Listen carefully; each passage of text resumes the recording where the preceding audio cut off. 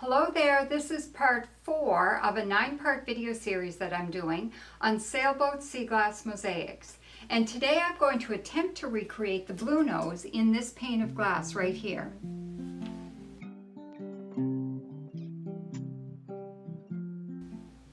So the Bluenose would probably be the most famous Canadian sailboat. It was built about 100 years ago, and it launched out of Lunenburg Harbor along the south shore of Nova Scotia in 1921. So it was built and launched out of Nova Scotia, and it's kind of always been a Nova Scotia resident. So Nova Scotians have a real sense of ownership over the Bluenose. So there's a little bit of pressure in creating a sea glass mosaic of the Bluenose that the sails have to look like the Bluenose. I have to make sure I get the lines just right. So I have to rise up to the occasion for that one. Now the Bluenose was meant to be a fishing and a racing vessel, and although it did lots of fishing, it was most famous for racing because it won tons and tons of races. In fact, it even became known as Queen of the North because it beat out so many other racing sailboats. So it did quite well. The other thing that you might know the Bluenose from is the Canadian dime. If you've ever spent Canadian money, you would know that the dime has an image of the Bluenose on the tail side of it. Small but mighty, the smallest of all Canadian coins. But if you have enough of these dimes, you can buy lots of stuff. So save your dimes. So the Bluenose only existed for about 25 years because in 1946 it ran up on a reef down off the coast of Haiti, and it was no longer seaworthy. But rather than rescue it, they just kind of left it on the reef and let the tides and the waves and everything break it down and carry it away. So if you're ever sea glass hunting down in the Caribbean, there's probably a chance that you've found a piece of sea glass or a piece of sea pottery or something that might have come from the Bluenose.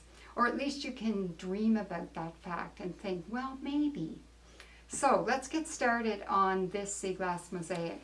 So this pane of glass is 7 inches by 7 inches, and I did draw a pattern because I really want my sails to look like the iconic Bluenose sails.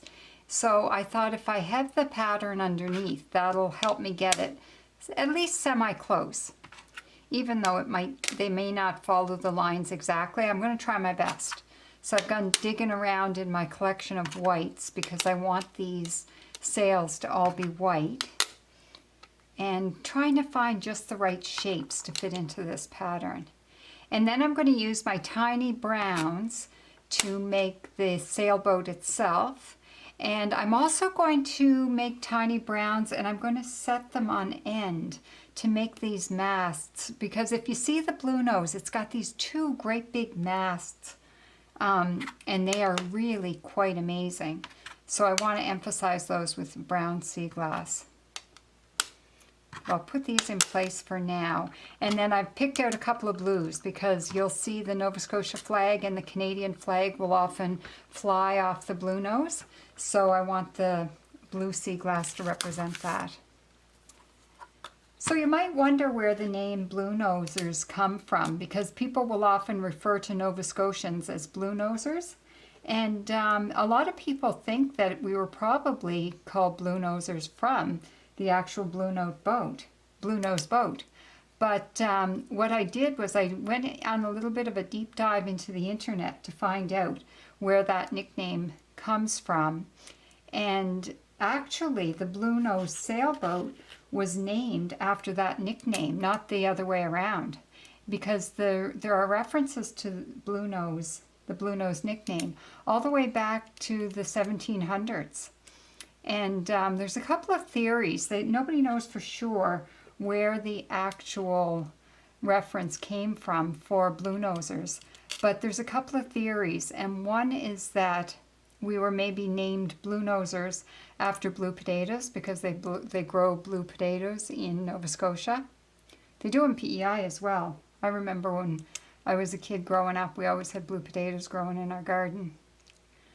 But another theory, which I thought was the most interesting theory, was that maybe it came from the fact that they used to dye their mittens. Everybody wears woolen mittens, or used to wear woolen mittens in the olden days, because we get some pretty harsh climates here in Nova Scotia.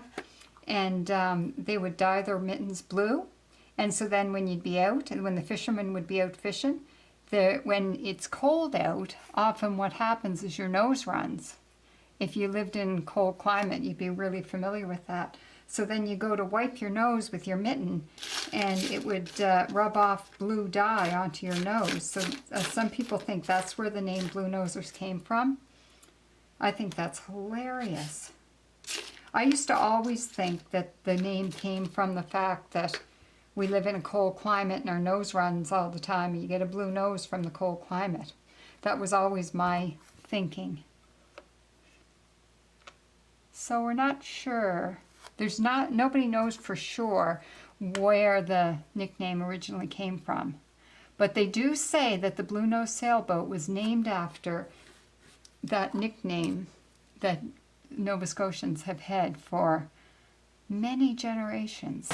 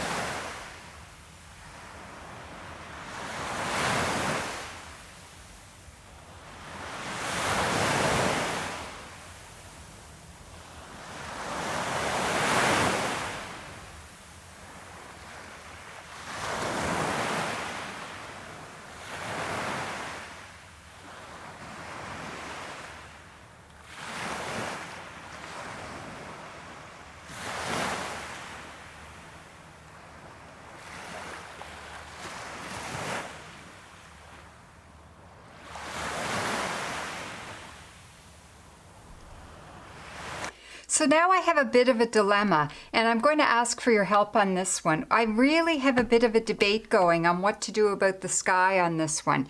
If you look at this piece here, this is a sailboat I did a while ago, and I had the white pieces for the sails, and what I'm feeling happened in this piece is when I did the sky in white, it kind of drowned out the sails a little bit.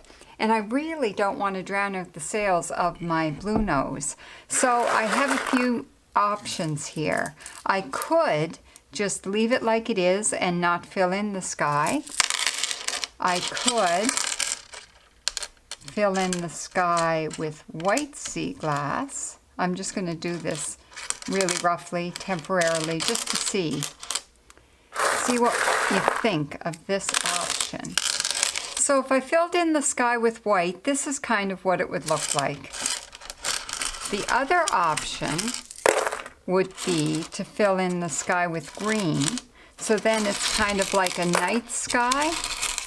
I am a bit concerned where I have the water all green that it might be a bit too dark. So let me show you what that would look like. If I put all the green in the sky.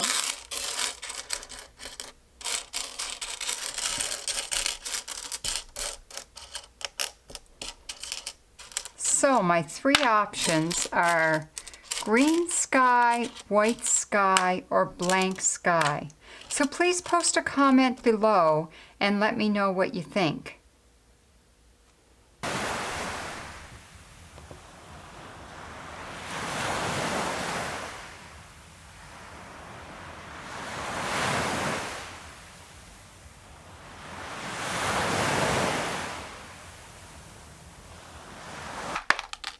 So thanks very much for joining me to see me create this Bluenose sailboat, and I look forward to hearing from you about how you think I should finish off the sky. And next time, what I'm going to do is complete the Bluenose 2, and I'll tell you a little bit about the history of the Bluenose 2. So we know the Bluenose only existed for 25 years. The Bluenose 2 is still existing today. So I'll tell you all about that next time, so be sure to join me. And until next time, happy sea glass hunting!